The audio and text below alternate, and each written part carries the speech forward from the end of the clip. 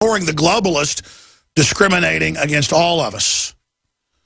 But why is there no Starbucks coffee house in Selma or in Ferguson? Racism from Starbucks? Again, this is the new totalitarianism, but I divert. I digress would be the word, not divert. John Mcafee, you got the floor, sir, to break down your new exciting initiative that I'm really can't wait to be involved in. You've been talking about this a lot. Other folks are trying to develop similar things. There's two different fronts, defense, offense. Fight to get the Big Brother stuff dismantled while making it as hard as we can for Big Brother to get and track our data, but not just Big Brother. We see data breaches because of the back doors. I had the former head of the NSA operations on a few days ago, William Binney. He pointed out the fact that they have all these back doors built in lets criminal hackers and criminal groups go in and do data breaches everywhere at Target, your personal computers, you name it. So this is something everybody should be doing. John Mcafee. Yeah, my main company, Future 10 Central, builds applications for privacy and security on a very rigid basis. We have a product called Devasive that will lock down your camera, your microphone, your Bluetooth, your Wi-Fi, whatever you like, so that even if one of these Stingray devices is coming by, they can at least see you and hear what you're saying if you're not using the phone for communication. But my biggest passion now is return our privacy to us. It's give us back our privacy campaign, because we have none. We have none at all. If you've made amazing animated videos, TV ads. I mean, you've really been fighting hard. I have, and I've been severely thrashed by the government. The NSA in particular does not like anybody saying what they're doing may be wrong.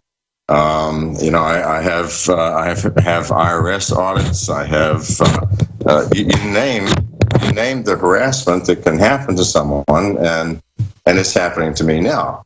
But I'm not stopping. It's something that I have to do. It's something I truly believe in, and something that if we lose our privacy, Alex, we lose everything. We lose our humanity, and so and we're asking for help because number one, I want to know how many of these Stingray devices Harris Corporation has sold. I guarantee you it's in the millions. And each one of these devices, let me read you. I was about to say, they're not that much. If one county bought $500,000 worth, that's a ton of them. That's right. So, for example, Joe Simeon, a county supervisor, said to the sheriff, "We are being asked to spend $500,000 of taxpayer money and $42,000 a year thereafter for a product, the name brand of which we're not sure of, the maker you cannot tell us, a product we have not seen, and a demonstration we cannot look at as a precondition." And it's like, do you see the insanity of this? And yet the police departments and the FBI and government agencies all over are buying these because they create ultimate power, because they collect the ultimate data. For example, here's another thing. Let's see. Okay.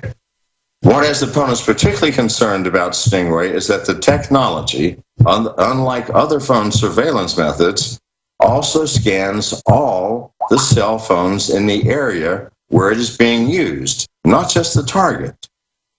It's scanning the area.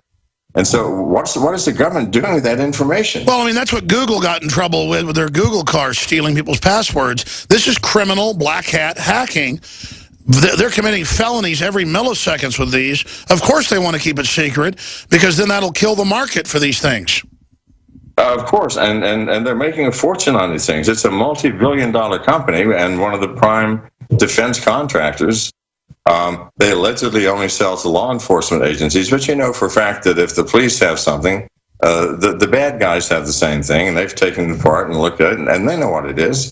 There's no way to keep this away from the hands they're trying to keep it away from. But what they are doing is ensuring that all of us are constantly being monitored, listened to, watched, and recorded. Because they record this stuff because they pour through it later to not use the things they do not want. For example, what you might be saying to your neighbor while the guy across the street is the bad guy being listened to. This is a tragedy of the highest order, and it's like frightening that people aren't up in arms going, I'm not going to take this anymore. I'm mad as hell. I'm not taking it anymore. But we have to stop this. We have to stop But it's this. such a nice Trojan horse. I mean, they gave it to us free. We should take it in at night, and I'm sure it'll be very friendly when the soldiers come out with swords. I mean, that's what's happening here is a brazened, arrogant attempt to wire the world for surveillance and control.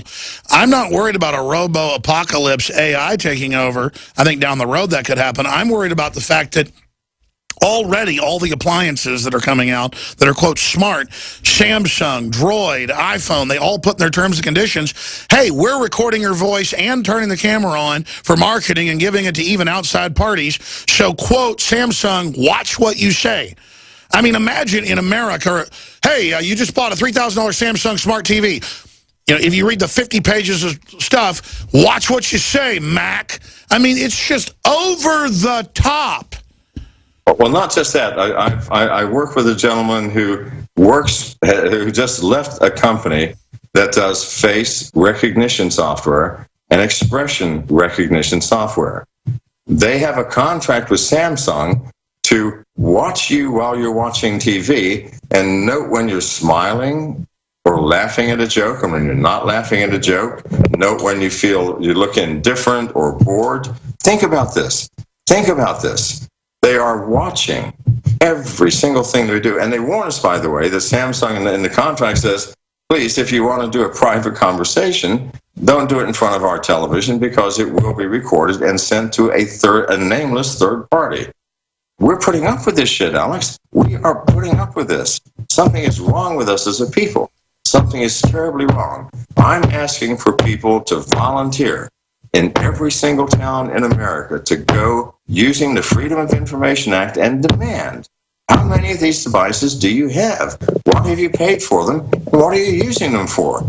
We have a right to know. Absolutely. John Mcafee, folks can go to your newest website. You've got several that are excellent, and find these new devices and programs that you've got that are excellent. FutureTenseCentral.com, and find out more about protecting your privacy that way while lobbying to remove it. I want to get you on the Nightly News for a full hour to cover the waterfront soon, and specifically on AI, and then on a lot of social issues, and, you know, really pick your brain in a piece probably titled, you know, Meet the Real John Mcafee, not who they say you are, because I've hung out with you a few times in Austin, gotten to know you. You're a totally different guy than what the media basically portrays you as. Maybe even have our crew come out sometime and interview you where you're at in that rural area. That'd be kind of a Vice-style report. But you're doing a great job promoting freedom. So thank you so much for joining us, John Mcafee. And for your listeners out there, if you would like to donate, because this is a very expensive campaign to try to locate these things, please send to privacy@futuretensecentral.com any comments, support, or help you'd like to give. Thank you very much. Absolutely. Privacy@futuretensecentral.com. John, we'll talk to you again soon, buddy. Thank you.